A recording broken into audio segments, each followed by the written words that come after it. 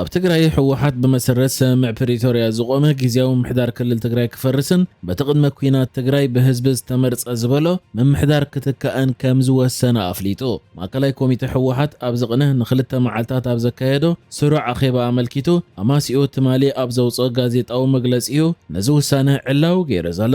ኣብቲ መግለፂ ማእከላይ ኮሚቴ ሕወሓት ካብ 7 ክሳብ 8 ሚያዝያ ብኣቆፃፅራ ኢትዮጵያ ኣብ ዘካየዶ ስሩዕ ኣኼባ ኣፈጻጽማ ሰምዕ ፕሪቶርያን ሁሉ ኩነታትን ብዕምቀትን ስፍሓትን ከም ዘተየ ምእንተ ሰላም ተባሂሉ ተወንዚፉ ፀንሐ መግለፂ ልኡላዊ ስልጣን ወሳንነትን ህዝብን ዝኾነ 2.8 ሚልዮን ዝመረፆ ቤት ምኽሪ መንግስቲ ትግራይ ናብ ስርሑ ክምለስ ከም ዝወሰነ ኣፍሊጡ።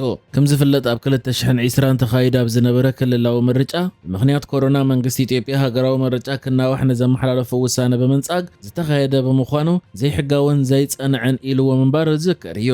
እዚ ፍጻሜ ነቲ ኣብ መንጎ ክልል ትግራይን ማእከላይ መንግስትን ዝነበረ ምትፍናን ናብ ደማዊ ኩናት ከምርሕ ጠንቂ ካብ ዝኾነ ምኽንያታት ቀንዲ ምዃኑ ይግለጽ። ድሕሪ 2 ዓመት ካብ 2022 ኣብ ደቡብ ኣፍሪቃ ዝተፈረመ ምቁራስ ተጻብኦታት ውዕል ፕሪቶርያ ነቲ ህይወት ኣማይት ኣሽሓት ዝበልዐ ኩናት ትግራይ ደው ከብል እንከሎ ንዝሓለፈ 4 ዓመታት ድማ ጊዜያዊ ምሕዳር ክልል ትግራይ ከቕውምን ኣብቲ ክልል ኣንጻራዊ ሰላም ክመጽእ ደሪኹ ነይሩ እዩ። ይኹን እምበር ሕወሓት እቲ ኣብ ትግራይ ዘሎ ጊዜያዊ ምምሕዳር ዕድመ ስልጣኑ ኣብ ዝቐረበ እዋን ምንውሑ ካብ ኣፍልጦን ተሳትፎን ሕወሓት ወጻኢ ዝተገብረ በይናዊ ውሳነ መንግስቲ ፌደራል ክብል ነፂግዎ እዩ። እቲ ጉዳይ ናበይ ከምርሕ ይኸውን ብዝብል ስግኣት ፈጢሩ ዝቐነየ ኮይኑ ጀነራል ታደሰ ወረደ ሕወሓት ስልጣን ከይቅበል ኣጠንቂቖም ምንባሮም በዚ ከም ዘይሰማማዕን ክሳብ መወዳእታ ከም ዝቃለሶምን ኣብ መግለፂኡ ኣፍሊጡ ምንባር ይፍለጥ። ነዚ ስዒቡ ማእከላይ ኮሚቴ ሕወሓት ብዘካየዶ ስሩዕ ኣኼባ ነቲ ኣብ 2020 ዝተኻየደ ክልላዊ ምርጫ ዘቆሞ ምምሕዳር ናብ ቦታኡ ክምለስ ወሲኑ ኣሎ። ሕወሓት መንግስቲ ኢትዮጵያ ማህያ ሰራሕተኛታት መንግስቲ ሓዊሱ ባጀት ብምኽልካልን ተጀሚሮም ዝነበሩ ኣገልግሎታት ብምቁራፅን ብሓፈሻ ኣብ ልዕሊ ትግራይ ዳግመ ዕፅዋን ክባን ብምንባርን ሰራዊቱ ናብ ወሰናስን ትግራይ ብምጽጋዕን ዳግማይ ኩናት ንምኽፋት ኣብ ምህንዳድ ይርከብ ክብል እውን ከሲሱ እዩ።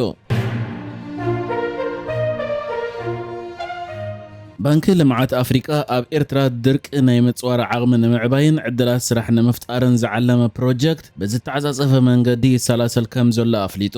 እዚ ፕሮጀክት እዚ ኣካል ናይቲ ባንኪ ልምዓት ኣፍሪቃ ኣብ ኤርትራ ንዓመታት ዘካየዶ ስትራቴጂካዊ ስራሓት ሕርሻን ትሕተ ቅርጽን ኮይኑ ነቲ ተደጋጋሚ ዝኽሰት ዘሎ ጽልዋ ለውጢ ኩነታት ኣየር ንምምካት ዝዓለመ ምዃኑ ወሲኹ ይሕብር። ብመሰረት እቲ ብ17 ሚያዝያ ዝወፅእ እዋናዊ ጸብጻብ እቲ ፕሮጀክት ብሰንኪ ለበዳ ኮቪድ ንልዕሊ 24 ኣዋርሕ ተቋሪጹ ጸንሐ እኳ እንተኾነ ሕጂ ግን ኣፈጻጽማ እቲ ፕሮጀክት ብዝተዓጻጸፈ መንገዲ ተመሓይሽ ኢሉ።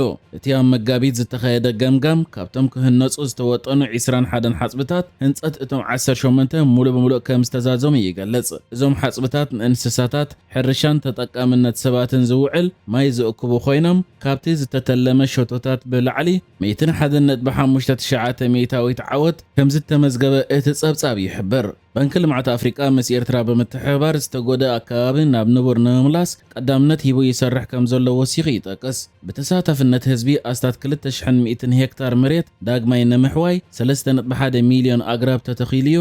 እዚ ስራሕ እዚ ኣብቲ ከባቢ ሓመድ ከይባኽን ሓጽብታት ብድበት ከይመልኡን ኣብ ምክልኻል ተፈጥሮ ዓቢ ረብሓ ኣለዎ ኢሉ።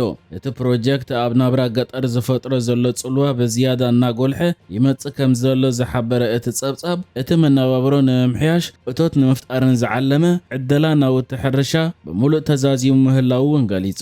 ኣብዚ ብባንኪ ልምዓት ኣፍሪቃ ንኤርትራ ዝግበር ዘሎ ሓገዝ ኣብቲ ጸብጻብ ተጠቒሱ ዘሎ ሓገዛት ድማ ምንጪ እቶት ስድራ ቤታት ንምዕባይ ዝዓለመ ጨቓዊት ጦፈ ንህቢ ከምኡውን መበርበሪ መዓር ምዕዳል ፍርያት ዘራእቲ ንምምሕያሽ ምሩፅ ዘርኢ መሸላን ዘርኢ ኣሕምልትን ምዕዳል ከምኡውን ኣብ መላእ ሃገር ዝርከባ 20 ክሊኒካት እንስሳታት ንኽታበትን መድሃኒታትን ዝውዕሉ ፍርጃት ዘተኣምን ምንጪ ፀዓት ንምርካብ መሳለጥያታት ፀሓያዊ ፀዓት ከም ዝረኽባ ምግባር ዝብል ዘርዚሩ ኣሎ። ኣብ ኣጠቓቕማ ባጀት እውን ርኡይ ምምሕያሽ ከም ዘሎ ዝሓበረ እቲ ጸብጻብ ናይቲ ፕሮጀክት ኣፈጻጽማ ገንዘብ ካብቲ ኣብ ጥቅምቲ 2022 ዝነበሮ ትሑት ደረጃ ሕጂ ናብ ልዕሊ 74 ሚእታዊት ከብኢሉ ምህላው እውን ተገሊጹ ኣሎ። ከም ዝፍለጥ ባንኪ ልምዓት ኣፍሪቃ ንኤርትራ ኣብ ዝተፈላለየ ግዝያት ደገፋት ዝገብረላ ኮይኑ ብመሰረት ሕጂ ገይርዎ ዘሎ ደገፍ ድማ ሸቶታት ልምዓት እዚ ፕሮጀክት ወላውን ብሰንኪ ኮቪድ መባእታዊ ምድንጓያት እንተጋጥሞ ክህረም ዝኽእል ሸቶታት ብምባል ሓቢሩ ኣሎ። ቅድሚ ሕጂ ባንኪ ልምዓት ኣፍሪቃ ኣብ ቀረብ ኤሌክትሪክ ምምሕያሽ ንኽህሉ እንተሎ ኣብ ዞባ ጋሽባርካ ተሰናይን ከርከበትን ናይ 58 ሚልዮን ዶላር ወፍሪ ክገብር ምውሳኑ ይዝከር። ብጀካ ዝውን ኣብ ደቀ ምሕረት ዝተጀመረ ናይ 30 ሜጋዋት ፀሓያዊ ፀዓት ፕሮጀክት ዝምወል ኮይኑ ብጠቕላላ ድማ እዚ ባንኪ ኣብ ኤርትራ 119.7 ሚልዮን ዶላር ዝምውሎ መደባት ይካየድ ምህላው ይግለጽ። ኣብታ ብደረጃ ዓለም ስጋ ከብቲ ንሰደድ ብምቕራብ እትፍለጥን ብብዙሓት ወገናት ድማ ንነዊሕ ዓመታት ኣብ ደቡብ ኣሜሪካ መድረገነት ስጋ ተባሂላ ትፍለጥ ዝነበረት ኣርጀንቲና ብሰንኪ መሪሕነት እቲ ሃገር ኣብ ቆጠባ ናይቲ ሃገር ዝወሰዶ ስጉምታት ኣብ ብዙሕ ነገራት ናህሪ ዋጋ ኣስዒቡ ኣብ ዘለወሉ ግዜ ዋጋ ስጋ ከብቲ እውን ብምንሃሩ ኣብ ገለ ከባቢታት እቲ ሃገር ሓዳዶ ስጋ ናይ የእዱግ ስጋ ከም ኣማራፂ ክርእይዎ ጀሚሮ ምህላዎም ተገሊጹ።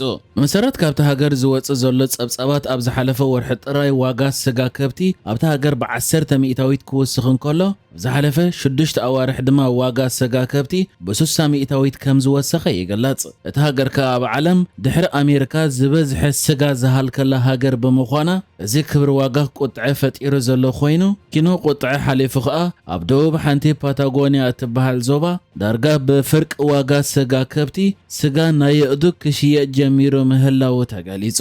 ወላውን ምሻጥ ናይ ስጋ የእዱግ ኣብቲ ሃገር ኣብ ማሕበራዊ ገጻት ኢንተርኔት ልዑል ዝኾነ ነቐፌታን ቁጥዕን እንተለዓለ እቲ ስጋ የእዱግ ክሸይ ዝጀመረ ሓራዲ ስጋ ግን እቲ ስጋ ኣብ ውሽጢ ሓደ መዓልቲ ከም ዝተወደአን ሕጋዊ ፍቓድ ተሓቲቱ ከም ዝተገብረን ኩሉ ናይ ጽሬት ሕግታት ድማ ዘማልአን ምዃኑ ተገሊጹ። ድሕሪዚ ኣብዚ ከባቢ ዝጀመረ ምሻጥ ስጋ ኣድጊ ድማ ኣብ ገለ ከባቢታት ዝርከቡ ሓረግቲ እውን ብሰንኪ ናህሪ ዋጋ ዘለዎም ስጋ ከብቲ ክሽየጥ ስለ ዘይከኣለ ከምኡውን ስጋ ከብቲ ገዚኦም ንኽሸጡ ዓቕሚ ናብ ዘይብሎም ደረጃ ይበጽሑ በምህላዎም ስጋ የእዱግ ክሸጡ ከም ዝኽእሉ እዮም ዝገልጹ ዘለዉ። ኣብ ደቡብ ሱዳን እናበኣሰ ዝኸይድ ዘሎ ውግእ ልዑል ምንካይ ባጀትን ንሚልዮናት ሰላማውያን ሰባት ንሓደጋ የቃልዖም ከም ዘሎ ላዕለዎት ሰበስልጣን ውድብ ሕቡራት ሃገራት ንቤት ምኽሪ ፀጥታ ገሊፆም። እታ ፍልይቲ ወኪል ዋና ጸሓፊ ውድብ ሕቡራት ሃገራት ኣብ ደቡብ ሱዳን ኮይና ዝተመዘዘት ኣኒታ ኬኪ ጎሆ ኣብ ቀዳማይ መግለፂኣ ከም ዝሓበረቶ መንጎ ሰራዊት ምክልኻል ደቡብ ሱዳንን ሰራዊት ተቃውሞን ዝካየድ ዘሎ ውግእ በመስፍሕፍሑ ምስ ቅድሚ ዝሓለፈ ዓመት ክነጻጸር እንከሎ ኣብ ዝሓለፈ ዓመት ዝሞቱ ሰባት ዝሰዓበ ጉድኣትን ብ40 ሚእታዊት ወሲኹ ኢላ። ውድብ ሕቡራት ሃገራት ከዓ ኣብ ደቡብ ሱዳን ሰባት ከመጣል ይሕረዱ ኣለዉ ኢሉ ዘሎ። ንሕጂ ዝተዳለወ ዜናታት እዚ ነይሩ። ብካልእ ክሳብ ንራኸብ ሰላም ንዓኹም።